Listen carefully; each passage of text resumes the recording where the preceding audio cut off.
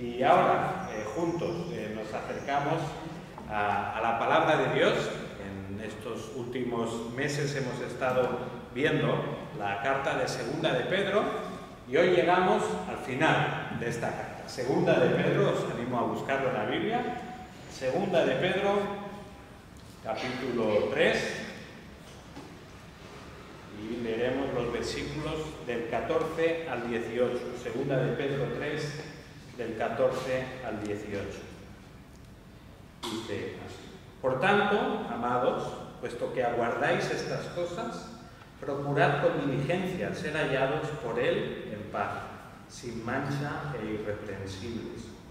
Considerad la paciencia de nuestro Señor como salvación, tal como se escribió también nuestro amado hermano Pablo, según la sabiduría que le fue dada.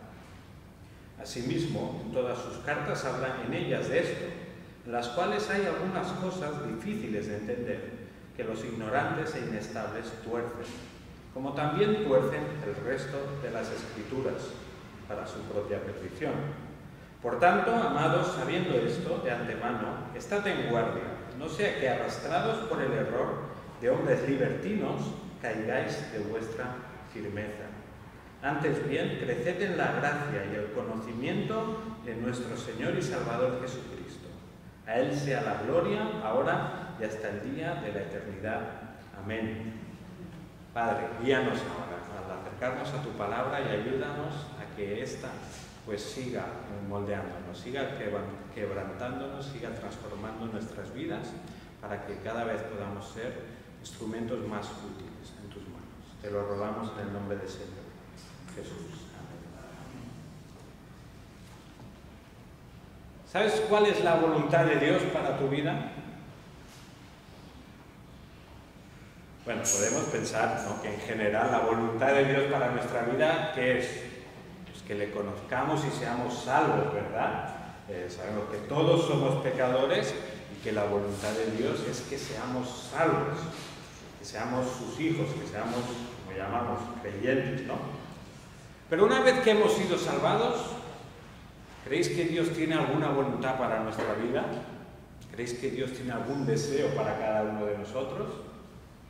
Algunos pueden pensar, ¿no? Dios solo quiere que yo me salve, ya después de eso ya está contento, ya no tiene más deseos para mí. Pero lo que nos enseña la Biblia es que sí, el Señor tiene deseos para sus hijos. Y en el pasaje que vamos a ver esta noche, vamos a ver 3 deseos que Dios tiene para ti. 3 deseos que Dios tiene para ti. En el versículo 14 nos ayuda a conectar con la parte anterior de este capítulo y vamos a ver allí que Dios desea que nuestra esperanza se note. Dios desea que nuestra esperanza se haga notoria, sea evidente, etc. Versículo 14 dice, ¿no? Por tanto, amados, puesto que aguardáis estas cosas, procurad con diligencia ser hallados por Él en paz, sin mancha e irreprensibles. Dice aquí que los cristianos están aguardando estas cosas. Están aguardando estas cosas. ¿Qué cosas están aguardando? Lo que hemos visto, ¿verdad? En los versículos anteriores esta semana. Están aguardando la segunda venida de nuestro Señor Jesucristo. Que vimos, por un lado, que esa segunda venida del Señor Jesucristo, por un lado, significará el juicio, la condena de estos falsos maestros que acechaban a los creyentes, pero también esa segunda venida implicará pues, la recreación del universo, esos cielos y tierra nuevos, y también implicará, ¿no?, que los cristianos, los hijos de Dios, pues ya estaremos con el Señor de una forma plena, completa y disfrutando de Él por siempre. Así que los cristianos viven y vivían con esa esperanza, la segunda venida de Jesús. Ahora, como bien nos señala este versículo 14, el poseer esta esperanza de la venida de Jesús es algo que transforma nuestra forma de vivir. De hecho, Pedro aquí ve una conexión directa, ¿no? Dice, ya que aguardáis estas cosas, ¿no?, esta segunda venida de Jesús, procurad entonces ser hallados por Él, dice, en paz, sin mancha e irreprensibles. O sea, ya que esperáis que el Señor Jesús vuelva, pues entonces tratad de que cuando vuelva os encuentre de la mejor manera posible. Hace unos años, no sé si era un llavero que vi o una frase colgada en algún sitio, pero decía, Jesús vuelve. Decía en principio y luego decía, rápido, que parezca que hacemos algo, ¿no? Como está viniendo el Señor Jesús, corre, ve, hagamos como que trabajamos, ¿no? Lo hacían en plan de broma, era un chiste, ¿no? Pero refleja un poco la actitud que a veces como cristianos podemos adoptar. Porque pensamos en esta segunda venida como, esto es muy lejos, y eso nos provoca como, bueno, pues estamos tranquilos, no hay urgencia, no hay prisa ni por compartir el Evangelio, tampoco hay prisa porque yo, digamos, me esfuerce un poco más, ¿no?, en quitar o en sacar este pecado de mi vida, ¿no? A veces pensar que la segunda venida queda lejos nos convierte en cristianos lentos, apagados, ¿no?, sin fervor. Sin embargo, Pedro, el Espíritu Santo, está diciendo, no, ya que tenéis esta esperanza de la segunda venida, por tanto, vivid de esta manera, ¿no? Vivid de una forma diferente. También conocéis el refrán, ¿no? Dime con quién andas y te diré quién eres. Aquí lo podemos readaptar y podríamos decir, ¿no? Dime cómo andas y te diré qué esperanza tienes. Al final, la esperanza que tenemos realmente en la segunda venida, en todo lo que Dios nos ha prometido, se refleja o se tiene que reflejar en la forma en la que estamos viviendo. Dios desea que se haga evidente nuestra esperanza en nuestra forma de vivir. Y claro, pues aquí tenemos que preguntarnos, ¿no? ¿Es así? ¿Realmente se nota la esperanza que tengo en la forma en la que vivo? Quizá nosotros de primeras decimos, ¿cómo no se va a notar si soy cristiano de hace 40 años? Pues claro que se nota mi esperanza, ¿no? Quizá nos comparamos fácilmente, ¿no?, al desenfreno en el que viven otros, a la vida de pecado que muchas personas llevan y decimos, no, yo no soy como esos. Obviamente que mi esperanza se nota. El problema es que siempre nos comparamos, ¿no?, con lo peor que podemos imaginarnos.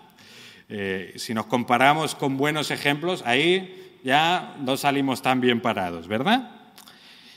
Igualmente, también tenemos que analizarnos un poco y ver si realmente esta esperanza que decimos tener se está expresando en los diferentes entornos en los que nos movemos, ¿no? Vale, quizá los que estamos aquí no tenemos en el jardín de casa una plantación de marihuana que luego vamos a vender para ganar dinero. Espero que nadie la tenga, ¿no? Vale, no hacemos eso, ¿no? Pero quizás sí que cuando vamos al médico, cuando tardan, cuando no nos tratan como nosotros creemos que nos tendrían que tratar, allí nuestra esperanza ya no es tan evidente, ¿no?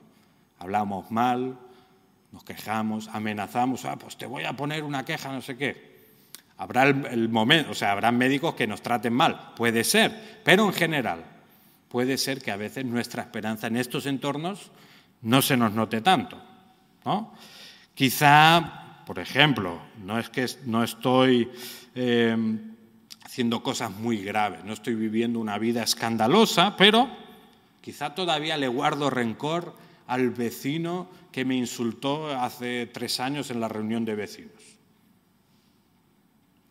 ¿Se nota mi esperanza en ese sentido? ¿Se nota mi esperanza en esa relación? ¿Estoy dejando que mi esperanza en la segunda venida me ayude a restaurar relaciones que ahora están rotas? Dios desea que esa esperanza tan gloriosa que tenemos se note y afecte a nuestra forma de vivir y afecte a nuestros entornos más cercanos. En segundo lugar, Dios desea que apreciemos sus tiempos. Fijaos, versículo 15 y 16. Considerad la paciencia de nuestro Señor como salvación, tal como se escribió también nuestro amado hermano Pablo, según la sabiduría que le fue dada. Asimismo, en todas sus cartas habla en ellas de esto, en las cuales hay algunas cosas difíciles de entender que los ignorantes e inestables tuercen, como también tuercen el resto de las Escrituras para su propia perdición. Aquí encontramos un pasaje curioso porque tiene mucha miga y mucha importancia, y especialmente pues, a la hora de ver, ¿no?, que los escritos que tenemos en el Nuevo Testamento ya en la época en que estaban siendo escritos eran considerados que venían de parte de Dios, ¿no?, que eran revelados por parte de Dios, que eran inspirados, igual que el resto, como dice aquí, las otras escrituras, el resto de las escrituras. Pero eso es como un pequeño paréntesis que ahora mismo no vamos a entrar en ello. Lo que sí que estamos viendo es que Pedro está escribiendo a cristianos que ya hemos visto que iban a ser ridiculizados por su fe o que ya lo estaban siendo, ¿no? En el capítulo ya dice, vendrán burladores que dirán, ¿dónde está vuestro Señor? ¿No? Y ¿dónde está con todo lo que está pasando? ¿No? ¿Dónde está vuestro Señor? Y probablemente pues estos cristianos no solo recibían burlas, sino que, como hemos visto, pues también en otras épocas de la Iglesia, pues sufrían pérdida económica, sufrían vergüenza social, podían pues incluso llegar a sufrir físicamente.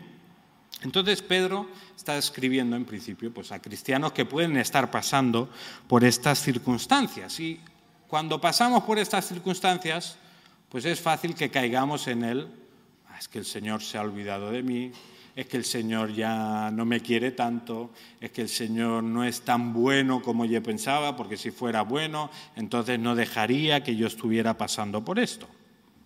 Y cuestionamos lo que Dios hace en el mundo.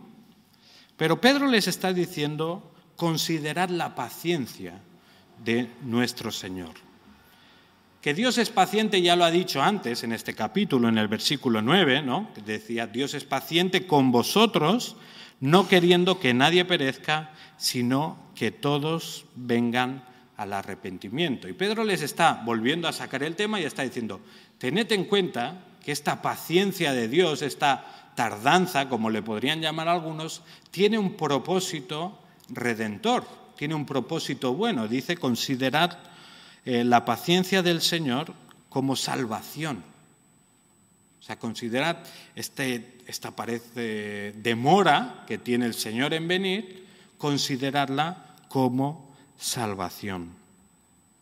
Como decía, para un cristiano, ¿no?, este tiempo, sufrir burlas, pues no era algo agradable, ¿no? Y podía estar tentado a pensar de esa manera, ¿no? Señor, ¿por qué no vuelves ya? ¿No? Ya me he salvado, ven ya, Señor Jesús, ven ya, como podemos cantar en algunas canciones, ¿no? Podría algún cristiano también decir, Señor, es que no estás viendo cómo nos están maltratando, qué mal nos están haciendo pasar las cosas.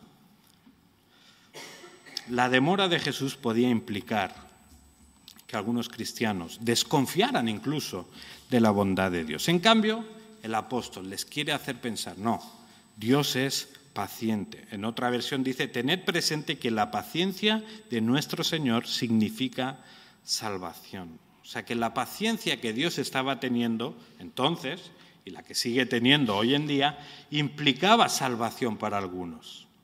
Y los creyentes tenían que entender esta realidad y apreciarla. O sea, no estamos llamados simplemente vamos a aguantar como jabatos los sufrimientos, resignados, y bueno, ya vendrá el Señor cuando venga. Sino que Dios quiere que apreciemos, que consideremos esta paciencia de Dios como salvación, como algo bueno para el reino de Dios, como algo bueno para muchísimas personas.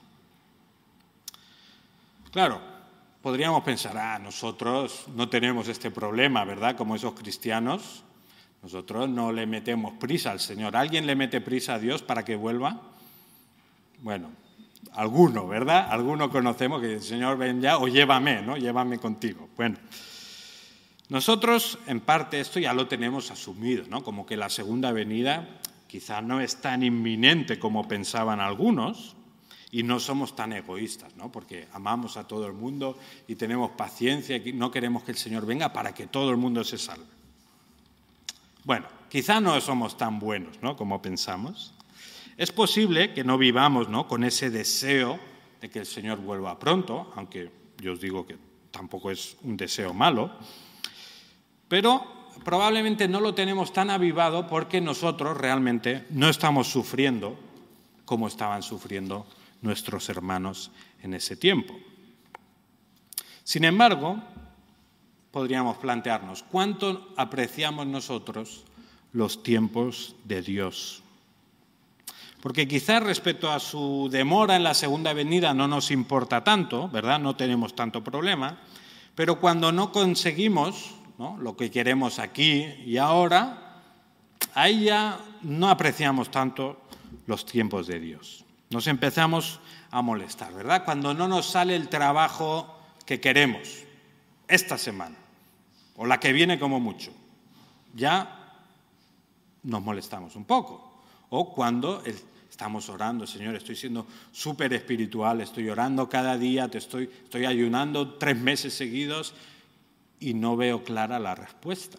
Quizá allí nos molestamos un poco. Están los que le piden paciencia al Señor. Señor, quiero paciencia y la quiero ya, ¿verdad? ¿Cuántos hemos pedido paciencia al Señor en estos términos? Bueno, los hijos de Dios tenemos que entender que Dios tiene un plan que está llevando a cabo en cada uno de nosotros y que Él usa las circunstancias que nosotros consideramos como negativas, no solo con propósitos redentores en nuestro entorno, ¿no?, como salvación para otros, sino también con propósitos redentores en nuestra propia vida.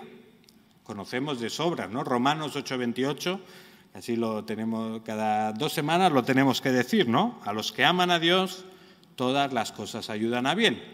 ¿Cuál es ese bien? Si lo vemos en Romanos 8 más adelante, ese bien es que seamos conformados a la imagen de su Hijo, a la imagen de Jesús, que cada vez seamos más transformados a la imagen de Jesús. Ese es el verdadero bien de los hijos de Dios. Por tanto, cuando las cosas no vayan exactamente como quieres, cuando todo tarde más de la cuenta, ¿no?, cuando sientas que ya no puedes más, recuerda que Dios es paciente y que su paciencia tiene propósitos redentores en tu vida. Y Él está trabajando en ti y, por tanto, aprecia sus tiempos, incluso cuando se hagan largos. En este sentido, podríamos responder como el salmista, Salmo 138, 7 y 8, dice: aunque yo ande en medio de la angustia, tú me vivificarás, extenderás tu mano contra la ira de mis enemigos y tu diestra me salvará.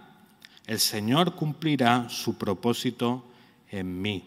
Eterna, oh Señor, es tu misericordia, no abandones las obras de tus manos. Dios desea que apreciemos sus tiempos. Hemos visto antes también, Dios desea, ¿cuál era lo primero? Ya se me ha olvidado. Lo voy a tener que mirar. Dios desea, muy bien, dilo en voz alta. Bueno, sí, eso sí, que seamos salvos, pero además de ser salvos, os lo voy a decir, apreciar sus tiempos y que nuestra esperanza se note, ¿verdad? No lo he dicho muy bien. Vemos el último. Dios desea que crezcamos en la fe. Versículo 17. Por tanto, amados, sabiendo esto de antemano, estad en guardia. No sea que arrastrados por el error de hombres libertinos, caigáis de vuestra firmeza. Antes bien, creced en la gracia y el conocimiento de nuestro Señor y Salvador Jesucristo. A Él sea la gloria, ahora y hasta el día de la eternidad. Amén. En el paréntesis que Pedro hace sobre los escritos de Pablo, Pedro recuerda que hay varios falsos maestros que tuercen las Escrituras, especialmente en algunos asuntos que son un poco complicados, ¿no? Y aquí podríamos pensar pues, que entra lo que tiene que ver con la segunda venida, el futuro y todas estas cosas, ¿no? Con esto retoma entonces uno de los temas importantes de la carta, que es advertir a los cristianos del peligro de los falsos maestros. Y ya hemos visto en todo el capítulo 2 cómo dedica un capítulo entero a advertir sobre las doctrinas de los falsos maestros, su naturaleza, su enseñanza, el destino también que los espera, el juicio, etcétera, etcétera. Así que aquí, para acabar la carta, vuelve a retomar este tema y dice: estad en guardia, no os dejéis arrastrar por estos falsos maestros. ¿Por qué no? Pues porque si nos dejamos arrastrar por estas falsas enseñanzas, estas falsas doctrinas, lo que evitamos es el propósito de Dios, que crezcamos en la fe, que crezcamos, como dice aquí, en la gracia y el conocimiento de Dios. Fijaos que está como estructurada así, ¿no? Por un lado dicen, estad en guardia, no sea que seáis arrastrados, y que es lo contrario, antes bien, creced en la gracia y el conocimiento de nuestro Señor. Lo importante de este pasaje es ver que Dios tiene este deseo para sus hijos. Dios quiere que crezcamos en la gracia y el conocimiento. Y esto ya lo ha dicho Pedro en esta carta y lo ha dicho el Espíritu Santo. Al principio de todo, en el versículo 2 del primer capítulo, ya ha dicho, gracia y paz os sean multiplicadas en el conocimiento de Dios y de Jesús nuestro Señor. Dios anhela nuestro crecimiento y nuestro desarrollo espiritual. Dios desea que maduremos en la fe y que progresemos, y Él desea que lo hagamos además de una forma sana. Dice aquí en la gracia y en el conocimiento de nuestro Señor y Salvador Jesús. En las dos cosas, gracia y conocimiento. ¿Y cuántos problemas tenemos los cristianos cuando solo crecemos en una de las dos, ¿no? Crecemos en la gracia, ¿no? Y somos súper compasivos, súper misericordiosos, ¿no? Yo crezco mucho en la gracia, pero lo hago sin tener en cuenta el conocimiento, ¿no? Como todo ya es por instinto, todo sigo mi corazón, que es súper compasivo, y el conocimiento, bueno, eso para los que estudian, pero yo no lo necesito, ¿no? ¿Qué pasa cuando crecemos solo de esa manera? Pues que al final acabamos, pues como muchas iglesias, tolerando un montón de situaciones que no se ajustan a la palabra de Dios porque somos más compasivos que Dios, porque somos más misericordiosos que Él, ¿verdad? La gracia, crecer en la gracia sin conocer al Señor no es una buena idea. Por otro lado están los que crecen en conocimiento sin la gracia, ¿verdad? Y cada vez tienen el cerebro más grande y cada vez tienen las estanterías más llenas y cada vez se saben más pecados de los demás, pero a la hora de aplicar ese conocimiento son pobres. No tienen compasión de la gente. Te pueden decir perfectamente todos tus pecados, pero no te pueden ayudar a enfrentarlos. No se van a preocupar de orar por ti. Le dirán a otros, oye, ora por porque mira lo que hace. Crecer en el conocimiento sin la gracia tampoco es una buena idea. Crezcamos entonces en la gracia y el conocimiento de nuestro Señor Jesús. Sabéis que este año estamos como iglesia queriendo buscar, entender y amar la voluntad de Dios. Y hay cosas que son difíciles de discernir, ¿verdad? ¿Tengo que dejar este trabajo o no? ¿Me tengo que ir a esta iglesia o no? ¿Tengo que seguir con mi ministerio o es hora de dejárselo a otra persona? Hay cosas que es difícil de discernir a veces. Pero hay cosas que no son difíciles de entender. Y hay deseos de parte de Dios para sus hijos, pues que no son ningún misterio. En este caso, entendemos que Dios desea para tu vida que crezcas en la gracia y en el conocimiento de nuestro Señor y Salvador Jesucristo. Así que estos tres deseos tenemos de parte de Dios para sus hijos, vivamos en ellos y hagámoslo. Y acabamos con el último versículo. A Él sea la gloria ahora y hasta el día de la eternidad. Amén. Pues vamos ahora a orar y vamos a responder en primer lugar al Señor en oración. Así que te animo, tengamos 2, 3, 4 oraciones respondiendo a su palabra, a todo lo que hemos aprendido y escuchado en 2 de Pedro, y luego procedemos con el resto de la reunión.